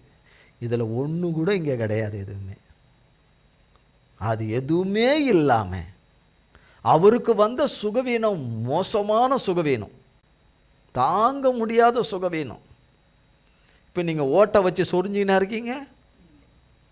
கரண்டி தட்டு, வீட்டில் இருக்கிற கச்சையில் இருக்கிற தட்டு ஏதாவது வச்சு சொரண்டின்னு இருக்குங்க மேலேருந்து கீழே வரைக்கும். எதுவும் இல்லைல்ல. வந்தால் தெரியும் எப்படி ஒரு இது வந்துட்டா என்ன பண்ணுறோம்? அந்த இடம் சொரிக்க சுகமாக இருக்கும். ஆனால் அது ரொம்ப புண்ணாயிடும், அதிக வேதனையை கொடுக்கும். அந்த நேரத்துக்கு சுகமாக தெரியும். எப்படி சுரன்றதுடா? ஒரு அரிப்பு ஒன்று கொடுக்கும்போது தெரியும். கொடுக்கும்போது தெரியும். இது அவருக்கு அரிப்பு இல்லை, அதை காட்டிலும் மகா கொடுமையான தாக்குதல், வேதனை, அவ்வளோ கூடிய வேதனை. நினச்சிட்டே இப்போ உங்கள் காதில் கண்ணுலெல்லாம் புழுவெல்லாம் வெளியில் வருது, எடுத்து விட்றாங்க வீட்டிலேருந்து, எடுத்து தனியாக கிணத்துல போடுறாங்க புழுவை. அது இருந்தாலே கூட்டின்னு போய் முதல்ல கல்லறையில் உயிரோடு போச்சிருவானுங்க. இங்கே வீட்டுக்குள்ளே முதல்ல இருக்காதன்னு, உன் நாத்தம் தாங்க முடியலன்னு, சொல்லிட்டு. அதனால் அவருடைய வேதனைகள் எத்தனை கொடியதாக இருந்தாலும் கர்த்தரை முறுமுறுக்கவும் இல்லை. கர்த்தருக்கு விரோதமாக பாவமான வார்த்தைகளையும் அவநம்பிக்கைக்குரிய வார்த்தைகளும் அவிசுவாசத்துக்குரிய வார்த்தையும் சொல்ல. அப்போ அந்த ஜனங்க இன்னும் இவன் இப்படி பேசுகிறானே அப்படின்னு இன்னும் இப்படி பேசுகிறானே, இன்னும் இப்படி எத்தனை தாக்குதல் மேலே தாக்குதல்கள், போராட்டத்தின் மேலே போராட்டம், அவமானத்துக்கு மேலே அவமான, நொறுக்குதல் மேலே நொறுக்குதல்கள், அவன் மனைவி உள்பட அதில் போடப்பட்டிருக்கு. அவன் அது பின்னாடி பார்க்கணும். அடுத்த வாரம் கர்த்தர் கிருபையில் கண்டிப்பாக பார்ப்போன்னு நம்புகிறேன். அடுத்த வாரம் கர்த்தர் கிருபையில் பார்க்கலாம் இதெல்லாம். இதுக்கு அடுத்தது இது என்னன்னு. அவன் மனைவி அப்போ இந்த நீ தூசித்து உயிரை விட்டுரு அப்படி வந்தாங்க. நேராக அங்கே நிற்கிறத பார்த்துட்டு நீ தூசித்து உயிரை விட்டுரு அப்படின்னு சொல்லிட்டு அப்படி போயிட்டாங்க, கிச்சனுக்கு போயிட்டாங்க. அப்படி விட்டுருப்பாளா மனைவி? எவ்வளவு நாள் குத்தி எடுத்துருப்பா. அதெல்லாம் எழுதுனா பைபிளில் இடம் பத்தாது. நான் குத்தி எடுக்கிறானான்னு நான் பார்த்துக்கணும். யோபின் நண்பர்களை போல் நான் பேசுகிறானான்னு நான் பார்த்துக்கணும். யோபின் வேலைக்காரர்களை வேலைக்காரிங்க நடந்தது போல் நான் நடந்துக்கிறேனான்னு நான் பார்த்துக்கணும். நான் பார்க்கணும். முதல்ல என்ன நான் பார்க்கணும். அதுக்கு தான் நமக்கு சொல்கிறாரு இதை. அப்படி நான் வீட்டில் உள்ளவங்கள நடந்துடுறான், எனக்குரியவங்க கிட்ட நான் நடந்துக்கிறேன்னா, பேசுகிறேன்னா, குத்துறேன்னா, கிழிக்கிறேன்னா, என்ன பண்ணுறேன்? என் வார்த்தை மனுஷரை ஆற்றுதா, அவங்களுக்கு சமாதானத்தை உண்டு பண்ணுதா, அவங்கள தேத்துதா, தைரியப்படுத்துதா? என் வார்த்தைன்னா கர்த்தருடைய வார்த்தையை சொல்கிறது. தைரியப்படுத்துதா, என்னையும் பலப்படுத்திக்கிட்டு அவங்களையும் பலப்படுத்துதா, மதம் அதெல்லாம் எதுவும் கிடையாது. முதல்ல உனக்கு நிற்கிற பாரு, டொப்புன்னு விழுந்துடணும். நான் சொல்கிற வார்த்தையில் நீ கேட்டு கிடுக்கிடுன்னு வேத்து அப்படி தொப்புன்னு விழுந்துடணும், கை கால்லாம் நடுங்கி. என்ன நடுங்கி விழணும். அப்படி செய்கிறது யார் வார்த்தையாக இருக்கும்? சாத்தா. அப்படிப்பட்ட சாத்தா வந்தாலும் விழாமல் நின்னா என்ன சொல்கிறாங்க? விழலை. அந்த வார்த்தையை கேட்டு விழலைன்னாலும் சாத்தான்றாங்க. ஏன்னா விழுந்தா தேவ பிள்ளையாம், விழுந்தா தேவ பிள்ளையாம், விழாமல் நிற்கிறது சாத்தான் பிள்ளையாம். சத்தியத்தை தலைகீழாக பெரட்டி பேசுகிறவர்கள் அன்றைக்கு இருந்தது போல இன்றைக்கும் இருக்கிறார்கள். அதில் நீங்கள் ஒருவரா, நாம் அதில் ஒருவராக இருக்கிறோமான்னு பார்த்துக்குங்க. அதெல்லாம் எதுவும் கிடையாதுங்க. நாங்கள் இப்போ கூப்பிட்டா கூட மேலே அப்படியே கர்த்தர்கிட்ட மேலே போயிடுவோம். மேலே முதல்ல எப்படி கூப்பிடுவார்? முதலாவது கூப்பிடுவார், இங்கே இருன்னு. நீ அங்கே வந்து எல்லாரும் கேட்டு குடிச்சோர் ஆக்கிறதுக்கா? அப்படி யாரும் வரமாட்டாங்க. அப்புறம் நீங்கள்லாம் பரலோகத்துக்கு வந்திருக்கீங்களா? அடாடாடாடான்னு அந்த மாதிரி பேசுகிறவங்களே வர முடியாது அங்கே. ஆஹா, எங்கள் வீட்டு பக்கமாக தான் போவீங்க. ஆனால் நீங்கள் கிறிஸ்தவங்கன்னு எனக்கு தெரியாது. எனக்கு தெரியும். ஏன்னா நீங்கள் பொட்டு வச்சுருக்கத நான் பார்த்துருக்குறேன். அதனால நீங்கள் அப்படியா உங்கள் சொந்த பந்தத்துக்காக நீங்கள் அப்படி போட்டிருந்தீங்களா? வீட்டில் பிரச்சனைகள் வரக்கூடாது, ஆனால் மறைவாக ஆண்டவரை ஏற்றுக்கொண்டு மறைவாக இருந்ததுக்கே உனக்கே இங்கே இந்த இடமா? மறைவாக ஏசாமியை ஏற்றுக்கிட்டதுக்கே உனக்கு இங்கே இடமான்னு சொல்கிறவங்க முதல்ல அங்கே வரப்போகிறது இல்லையா? அங்கே வந்தால் தானே கற்பனைக்கு இப்படி சொல்லிக்கலாம், கற்பனைக்கு சொல்லிக்கலாம். அப்படிப்பட்டவர்கள் வரவே முடியாது. ஆனால் யோபு சொல்கிறார், என் தேவன் என்னோட தான் இருக்கிறார். அவர் என்னை பார்க்குறாரு, என் கூப்பிட்றத கேட்குறாரு. நான் தான் அவரை பார்க்க முடியாதது இருக்குது, ஆனால் நிச்சயம் அவரை பார்ப்பேன். என் மீட்பர் உயிரோடு கூட இருக்கிறாரு. இப்போ நம்ம ஆமேன்றோம். முடிஞ்சு கொண்டு நேரம்போது சாத்தான் வந்து பேசுவான். வந்து பாருங்க, பேசினோடனே அப்படியே வந்துட்டு அவன் பேசிட்டானே ஆண்டவரை. அவன் பேசுவான் தான் உனக்கு சொன்னேனே, நீ தானே என் நாமத்தினால அதை முறியடிக்கணும்னு. எப்போ பார்த்தாலும் உங்கள் நாமத்தினால முறியடிங்க. இப்போ நேரம் உன் நாமத்திலேயாவது பண்ண முடியும், இல்லை என் நாமத்திலேயா பண்ண முடியும்? என் நாமத்தில் ஒன்று கூட நமுத்த முடியாது. என் நாமன்னா என் பேர், அதை வச்சு நமுத்த முடியாது. அவர் பேரை சொன்னாதான் சாத்தான் போவான். எனக்குள்ளே இருக்கிற சாத்தானும் போவான், எனக்கு ஏற்ற மாதிரி வர சாத்தானும் போவான் இல்லையா? கர்த்தருக்கு ஸ்தோத்திரம். கர்த்தர் இந்த வார்த்தைகளை நம் ஒவ்வொருவருக்கும் ஆசீர்வதிப்பார். கர்த்தருடைய கிருபையினால் அடுத்த வாரம் இதை பார்க்கலாம். கர்த்தர் கிருபையில் ஜெபம் செய்வோம். எங்கள் அன்பின் பரலோக பிதாவே, கர்த்தராகிய இயேசு கிறிஸ்துவின் மூலமும் மண்டையிலே வருகிறோம் தந்தையாகிய தேவனே, இந்நாளிலும் வேளையிலும் உம்முடைய கிருபையினாலும் உம்முடைய ஆவினாலே நிரப்பி, உம்முடைய பிரசன்னத்தினாலே நிரப்பி, பலப்படுத்தி நிலைப்படுத்தி ஆண்டவரை நிலை நிற்க செய்து உம்முடைய நாமம் மகிமைப்படும்படியாய் இந்த காலை ஆராதனை எங்கள் ஒவ்வொருவருக்கும் கேட்ட யாவருக்கும் ஆசீர்வதித்த கிருபைக்காய் ஸ்தோத்திரம். லைவிலே கேட்ட கண்ட பார்த்த ஒவ்வொருவருக்கும் தேவரீர் ஆசீர்வதித்த கிருபைக்காய் ஸ்தோத்திரம். எங்கள் தேவனாகிய கர்த்தர் எங்களை காண்கிற தேவன், ஆண்டவரை கேட்கிற தேவன், எல்லா நிலைமையும் அறிந்த தேவன், நம்முடைய பிள்ளைகளுடைய சிறையிருப்புகளை திருப்புகிற தேவன் என்பதை நம்பிக்கையோடு எதிர்பார்க்கிற யாவருக்கும் கர்த்தர் சிறையிருப்புகளை திருப்பி தம்முடைய நாமத்தை ஒவ்வொருவரிலும் மகிமைப்படுத்துகிற கிருபைகளுக்காய் ஸ்தோத்திரம். பிள்ளைகளுடைய தேவைகள், காரியங்கள், எதிர்பார்ப்புகள் எல்லாவற்றையும் கர்த்தர் நிறைவாய் உம்முடைய மகிமை ஐஸ்வரியத்திலே சந்தித்து உம்முடைய நாமத்தை மகிமைப்படுத்தும்படியாய் ஜெபிக்கிறோம். உம்முடைய கல்வாரி இரத்தத்துக்குள்ளே எங்கள் அத்தனை பேரையும் ஒப்புக் கொடுக்கிறோம். இயேசு கிறிஸ்துவின் மூலம் ஜெபிக்கிறோம் பிதாவே. ஆமேன், ஆமேன், ஆமேன், ஆமேன். என் ஆத்துமாவே கர்த்தரை ஸ்தோத்திரி, என் முழு உள்ளமேற் பரிசுத்த நாமத்தை ஸ்தோத்திரி. என் ஆத்துமாவே கர்த்தரை ஸ்தோத்திரி, கர்த்தர் செய்த சகல உபகாரங்களை மறவாதே. ஆமேன், ஆமேன், ஆமேன். கர்த்தராகிய இயேசு கிறிஸ்துவின் கிருபையும் பிதாவாகிய தேவனுடைய அன்பும் பரிசுத்த ஆவியானவருடைய அந்யோன்ய ஐக்கியமும் பராமரிப்பும் பாதுகாவலும் என்றென்னைக்கு நம் மனிதர் கூட சதா காலங்களுக்கும் நிலைத்திருப்பதாக. ஆமேன், ஆமேன், ஆமேன். இயேசுவின் ரத்தம் ஜெயம். இயேசுவின் பரிசுத்த நாமத்திற்கே ஸ்தோத்திரம். God bless you.